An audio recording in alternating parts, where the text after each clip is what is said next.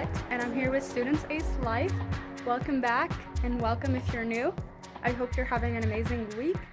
Today's video is going to be a little different. We're going to talk about the scientific method that happens when you are building a new habit and when you're trying to break an old bad habit. So sit back, relax, enjoy, subscribe, comment, like, show us what you would like in the future so we could better serve you. And grab your favorite drink, for me it's water, and sit back and relax.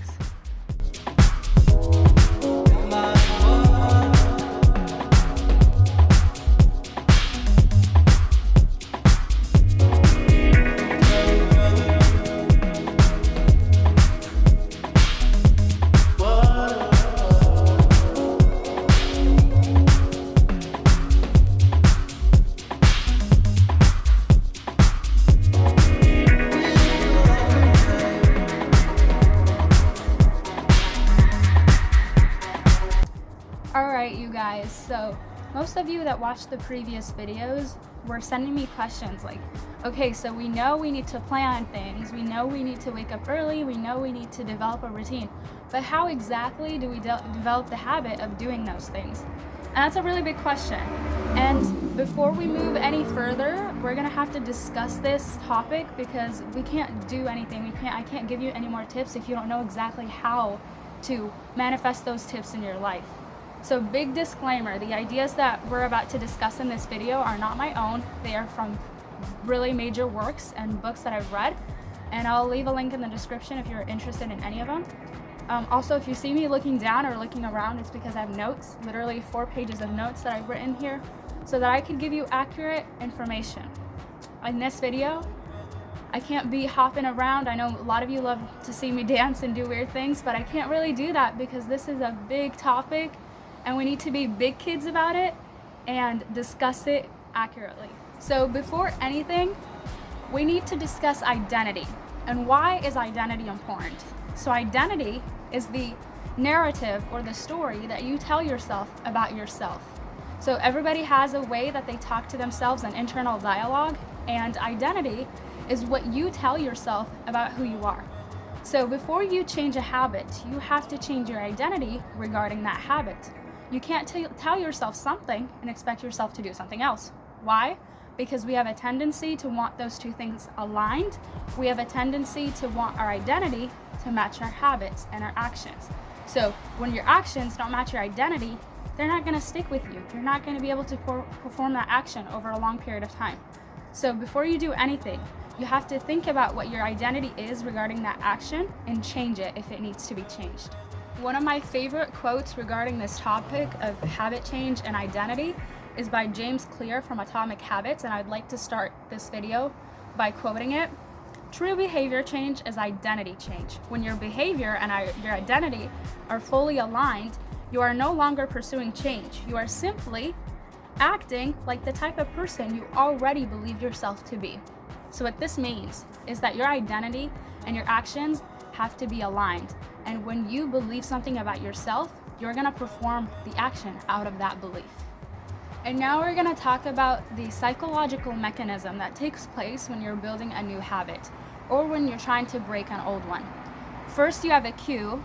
Second, you have a craving. Third, you have a response. And fourth, you have a reward. So what do they all mean?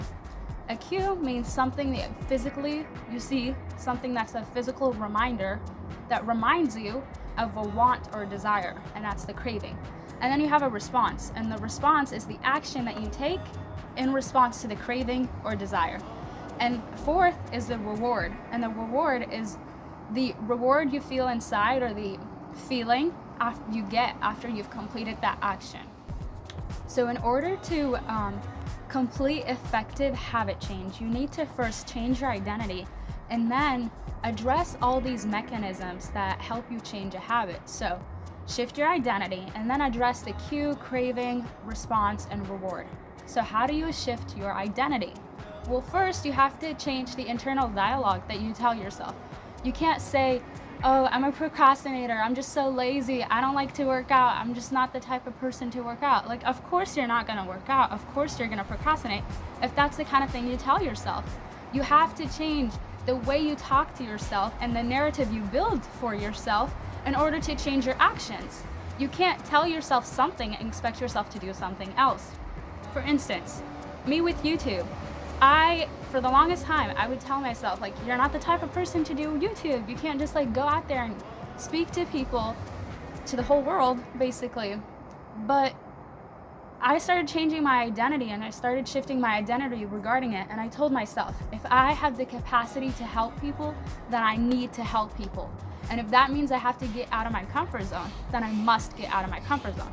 And that's the kind of identity shift that you have to take in order to change a habit. Now for the actual mechanisms of habit change. How exactly does habit change work, and how do you go about changing a habit? Well, to address the cue, you have to make it obvious. You have to make the cue obvious. You have to make the physical reminder in front of you. Like you have to make it so obvious that you can't miss it. Second, you have to make it attractive. You have to make it pretty. You have to make it lure you into it. And then third, you gotta make it easy. You're not gonna do something that's complicated. You're not gonna do something that's hard. So make it easy. And then fourth, it's gotta be rewarding. You have to get some kind of immediate reward out of it. Like, long-term rewards are great and everything, but the human being wants something that's quick. We want pleasure and we want it now. So have your reward, make it rewarding, and make that reward immediate. An example that I can give you in order to manifest those four different methods is me with working out. I typically, before I started working out, I just didn't like working out. Like, who would want to torture themselves on purpose? And that's a legitimate excuse. That's a legitimate reason. But the thing about excuses is they don't get you nowhere. So I had to start working out.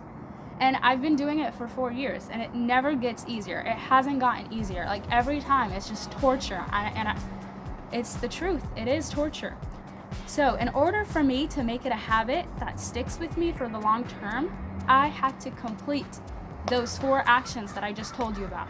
Making it obvious, making it easy, making it attractive, and making it rewarding. So how exactly did I do that with my working out?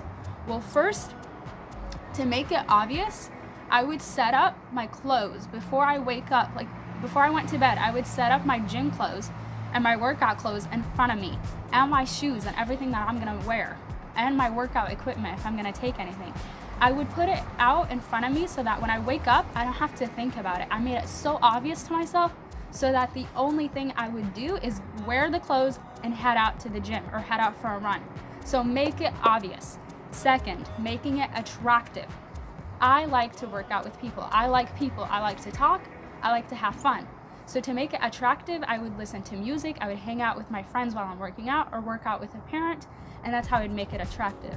And third, to make it easy, I would tell myself, you just need to work out for 5 minutes. If you can get over those 5 minutes, then you're done with the workout. And most likely, I would just finish the workout in like 30 minutes, take the whole time and finish the whole workout. And if there are days when I really can't do a full workout, at least I got 5 minutes of a workout done. So make it easy. Tell yourself that you just need to get some simple actions in, and then you can be done. And most likely, you will just finish the whole thing and not worry about it. And finally, to make it rewarding, working out is one of those easy actions that already have a reward in themselves. Like, the adrenaline rush is real. You feel it. And you can't get a workout done without feeling the adrenaline rush. So to make it rewarding, for the working out example, it's already built into it. But for other things, you can reward yourself in many ways after you've completed an action. You could buy something nice for yourself after you've completed like a week of workouts. You can go out with a friend. You can do something fun that you enjoy. These are the actions that I have used and that I've learned in my journey to developing better and healthier habits. All right, you guys, this is how to develop habits. I hope you enjoyed it. Okay, comment below, ask me any questions that you have so that I can respond to them in those videos. Let me know if it was helpful, subscribe, and please, please, please show your support so we could better help you next time. All right, it was so fun talking to you guys and showing you how to build these wonderful habits. Have a great, great day.